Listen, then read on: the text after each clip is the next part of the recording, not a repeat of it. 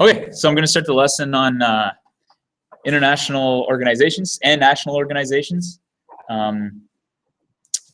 right now. This corresponds mostly to Chapter 5 in the textbook, and any assignments or content will be found in Activity 6 in Unit 2.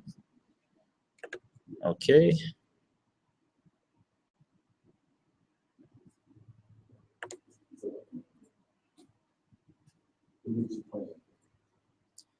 Here we go.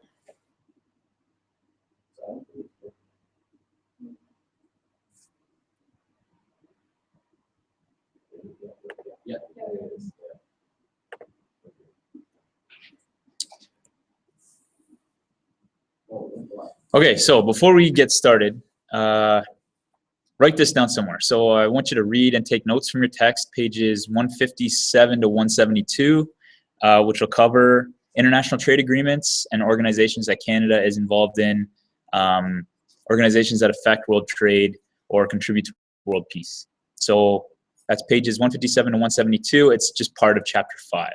So I want to make sure you have a look at that. Okay, so first, free trade versus protectionism. Free trade supports the free flow of goods and services, workers, and investments within a region, so eliminating or reducing tariffs, duties, and or other barriers. Free trade's based on agreements between different nations to drop some or all import barriers, allowing foreign goods and services to compete on a level playing field with any domestic products. So it opens markets for developing countries and in theory should improve economic conditions for all involved in any free trade agreements. Developing countries, they should be more capable of buying products from industrialized countries because of these agreements, and any jobs lost in one industry should grow in another industry. So it is meant, free trade is meant to improve the economy of all participating nations. And organizations like the World Trade Organization regulate free trade agreements among the member nations. Free trade has been kind of looked badly upon by human rights organizations. They blame free trade for degrading of workers' rights, and that free trade could be blamed for harmful effects to the environment. So the benefits of free trade can hide some of the unintended impacts it has on local economies or society in general. It does differ a lot from protectionism. Protectionism is a government's effort just to protect domestic industries from foreign competition. So these are tariffs and other trade barriers put in place by a national government or a local government just in order to protect the domestic industries from that foreign competition.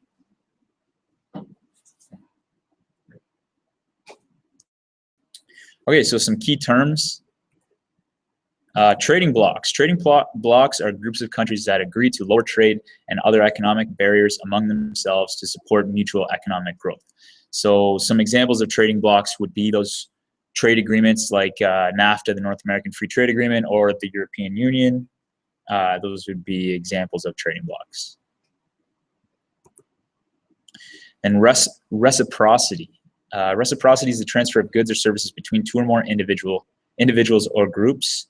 And then that further breaks down into bilateral trade, which is trade between two countries, and multilateral trade, which is trade between multiple countries, so any more than two countries. Because Canada trades with many different nations, we have many different bilateral and multilateral trade relations.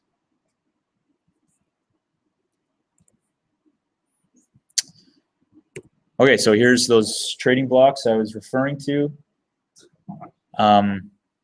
Over 90% of all global trade is within these three specific regions or blocks. The first one is the North American Free Trade Agreement, or NAFTA, which of course is an agreement that Canada belongs to, or the trading bloc that Canada belongs to. That is the agreement that's knocked down any trade barriers between Canada and the United States and Mexico. There are some tariffs that do still exist between Canada, the US, and Mexico, but most were eliminated when NAFTA was put into place and replaced the Canadian and United States Free Trade Agreement. And we've got the European Union, consists of 15 countries in Europe. I'll talk about that after. And then APEC, so the Asia-Pacific Economic Cooperation, which isn't necessarily a free trade agreement, but it is an organization that encourages its members to decrease trade barriers, I guess you could say. Okay, so first NAFTA. The North American Free Trade Agreement is an agreement signed by Canada, Mexico, and the United States, creating a trilateral rules-based trade bloc in North America. The agreement came into force on January 1st, 1994, and it superseded the Canada-United States Free Trade Agreement between the US and Canada, so before Mexico was involved. Their goal essentially is just to eliminate any barriers to trade and investment between the US, Canada, and Mexico. So the objective would just be to increase trade, reduce prices, and any costs through increased production, and helps to meet any challenges of global competition. So really most US-Canada trade was already duty-free prior to NAFTA because of the Canada-United States Free Trade Agreement. But NAFTA also seeks to eliminate non-tariff trade barriers and to protect the intellectual property rights of the products between the United States, Canada, and Mexico.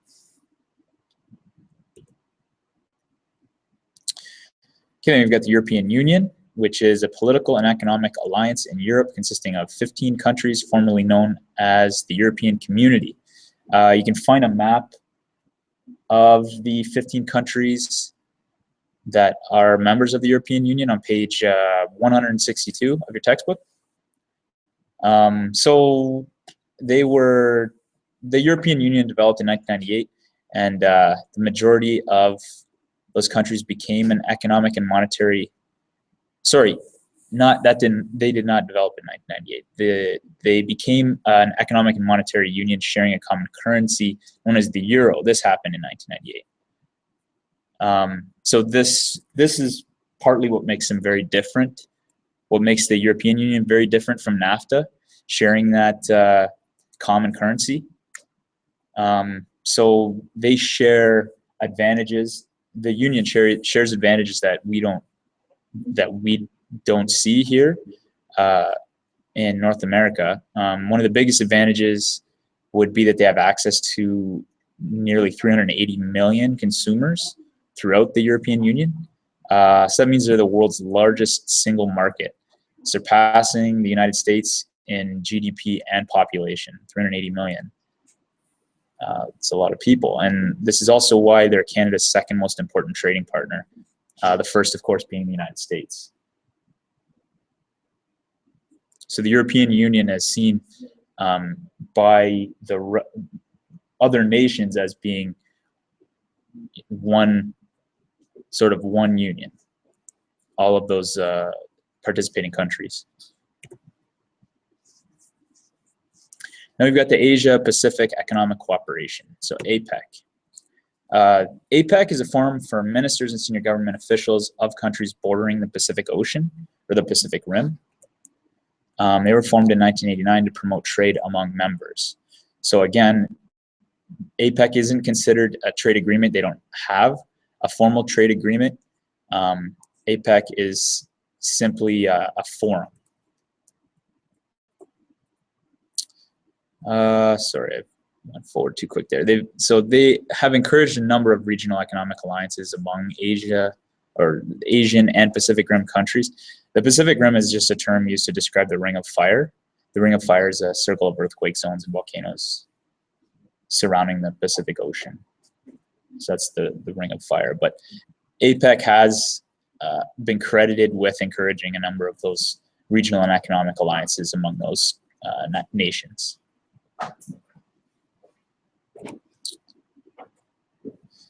Okay, I'm gonna attempt to show this trailer here right now. If you can bear with me.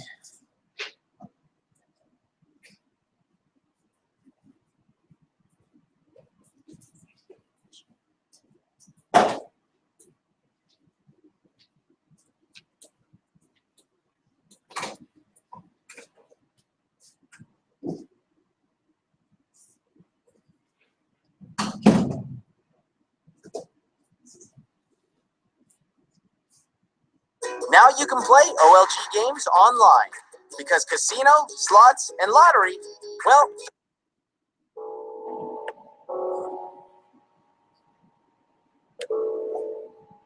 the discussion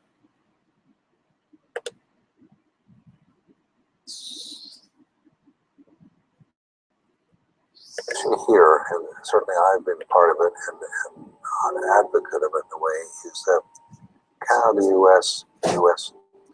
should seek to have a deeper type of integration with more predictable rules. There is a move toward a North American Union. This is not a prelude to a North American Union. The Security and Prosperity Partnership, what some call the North American Union. It's essentially the centralization of power into fewer hands. What would be the benefit for creating the equivalent of the euro? And I had the idea, the inspiration to call it the Amero. The Amero is the proposed new currency for the North American community. Our country is being defined and shaped by corporations. And the only people who were invited into the room were the largest CEOs of the largest businesses in the three countries. They're working with major companies, harmonizing regulations, they say. The one group that does get a table at the SPP meetings is business leaders. Behind closed doors, they're hatching plans for superhighways, common currencies, customs unions. And there's nothing we can to the left. Our economies now are very integrated. Our societies are growing increasingly integrated. What's needed now is a North American idea for all three. The greatest initiatives have usually originated from some crisis of some sort. When you have incremental damage and it keeps increasing, you can wake up one morning and realize that something has to be done. Well, you get political change of fundamental nature of this sort only if you have a real big earth-shaking event. I think the New World Order is emerging, and with it the foundations of a new and progressive era of international cooperation. We need a world of shared global rules, founded on shared global values. And my hope is that eventually, if there is a major catastrophe, there will be enough people around who will say, well, this may be the time to try out this new idea. Create the disease in order to offer the cure. It's the Hegelian dialectic. And they get all the people prepared to make entirely new decisions and think in entirely new ways that facilitate more plans for more control by the people at the top. They create order out of the chaos they create. Because once you centralize power, then you have total control over the people. I can see an obvious, clear problem with that. Well, the end game is it's not going to stop at the North American Union. It's going to be one further step on the road to one world government. Yeah, one world government. Yeah.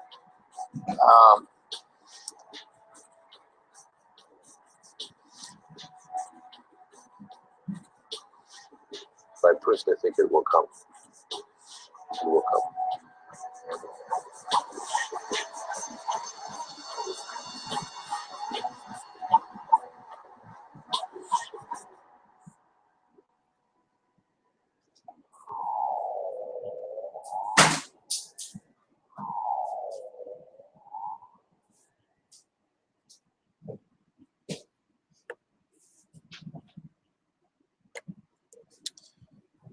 Okay, so what that was is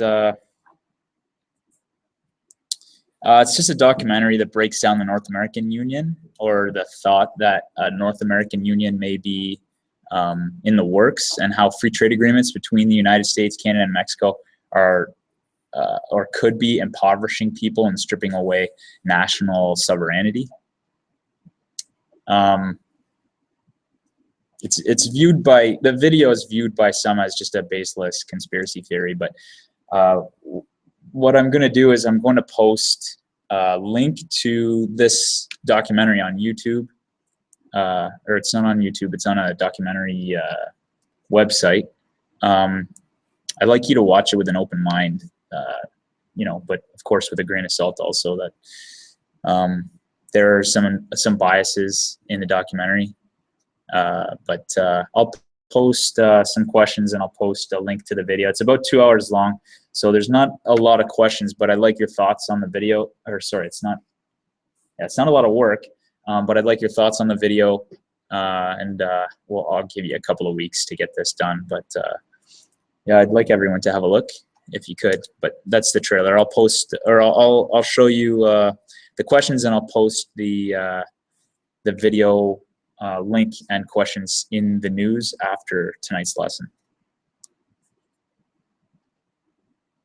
Okay, I've got a few more organizations to go over. They're all in the text.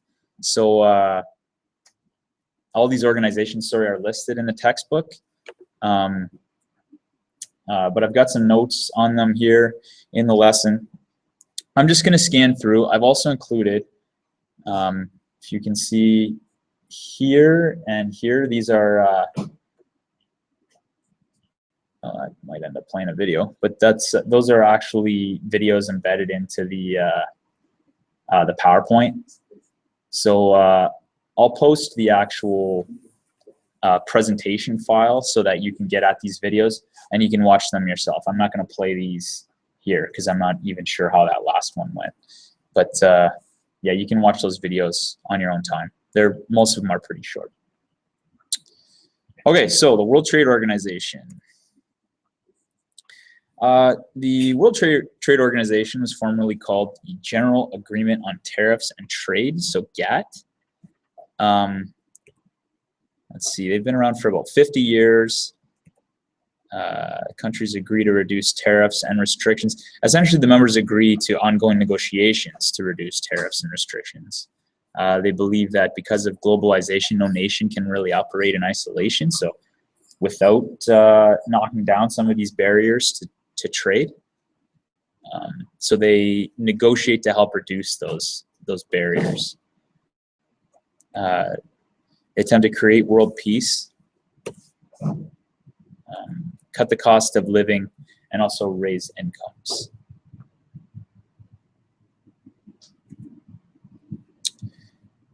They're a system based on rules and not power. So it's a World Trade Organization. Again, you'll read more about it when you cover those that chapter 5 in the textbook. Okay, we're going to breeze quickly through these other ones. So the World Economic Forum. You should, when you read about these in the text, and we have our brief notes here in the presentation, make sure to take some notes for yourself as well on these organizations. So the World Economic Forum is an independent, not-for-profit foundation, which was formed in 1971. It's committed to raising the level of corporate citizenship in its member countries. So they attempt to bridge the digital gap, help improve the African government, and they have a good health initiative and collaboration. The Organization for Economic Cooperation and Development is a multilateral organization of developed and developing countries that helps formulate social, economic, trade, development, education, and scientific policies. So they basically help countries in developing trade relations. That's the OECD. And again, remember we've got these videos. There's a video on this one right here as well. Okay, so make sure to watch that.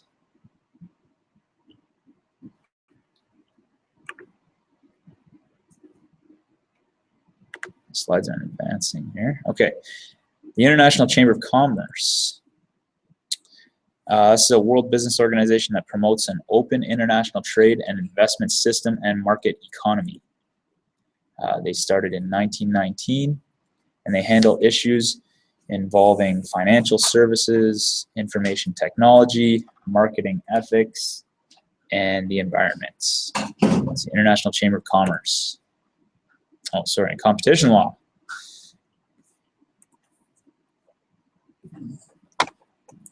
Next, we've got the World Bank Group. The World Bank Group seeks to help developing countries onto the path of stable growth by developing to improve health services, education, and protection of the environment. There we go. And we've got video on the World Bank Group in Ghana here for your viewing pleasure.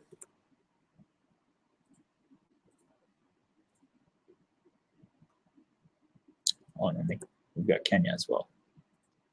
The International Monetary Fund, IMF. Okay, so they started in 1946. Again, remember, these are all in your text, so have a look there. There's 182 members. They foster economic growth and high levels of employment. They provide temporary financial assistance to countries to help ease economic difficulties resulting from a variety of problems. And here's International Monetary Fund video for you. Then other national organizations. The C.D. Howe Institute. There's a couple of different national organizations listed in the textbook. C.D. Howe Institute is one that identifies emerging national problems. This is a Canadian, national, of course, being Canadian organizations. The C.D. Howe Institute is Canadian. They identify emerging national problems here in Canada and explore solutions that take Canadian regional perspectives into account. So it's much more localized for us here in Canada. So they were formed in 1973. They focus on issues like international and interprovincial trade, the environment and monetary policy here in Canada. Okay, so here we've got the questions for United We Fall. So you're going to write a reflection about the documentary and try to answer these questions here. Why was NAFTA developed? The reflection on United We Fall won't necessarily touch on these questions. These questions you should have learned most of these from today's lesson and from your textbook, but I want you to include a reflection on the United We Fall documentary as well. This is more about NAFTA itself. So I want you to form your own opinion on whether or not NAFTA is a good thing for the majority of Canadians. Is it good for Canada's economy as a whole? And has your opinion of NAFTA changed after watching the documentary? So yeah, here's a link here. I'm going to post a link along with the questions in the news section, as I said. And I'll say again, this isn't due for probably 2 weeks. I'll set up another folder in the Dropbox for it so that you can just answer these questions in a Word documentary, and you'll have lots of time to watch the 2-hour documentary and answer these questions. Like I said, it shouldn't take a lot of time, but I'll give you some extra time to get this done so that because you need to do it on your own time. You won't really be able to do this during class time. Okay, so as I said, read pages 157 to 172. That covers all those different trade organizations and other organizations that we spoke about. I've posted Activity 5 already in Unit 2, so read the content in Unit 2, Activity 5, on Desire to Learn and complete assignments 1 and 2 only on currency conversion and submit it to the Dropbox. I put only there because in the Dropbox right now you'll see there's other folders for Activity 5 and Activity 6 than just the assignments that I've posted. I don't want you to worry when you see that you haven't handed anything in for any other assignments in Activity 5. I just want Activity 5 assignments 1 and 2 to be done, and also in Activity 6, just assignments 2 and 4. Those are the only ones actually posted, but as I said, there's Dropbox folders posted for other assignments there in Activity 5 and 6. I'll delete those Dropbox folders just to clear up any confusion there. But that's it for tonight. I'm going to stop this screen share here. So hopefully everyone's clear on what needs to be done. Hopefully you learned a little something. This will be posted as a YouTube video after, so you can go back over this. I will post the PowerPoint lesson as well, and I will post the questions and a link to the documentary in the next 10 to 15 minutes. Okay, have a great night.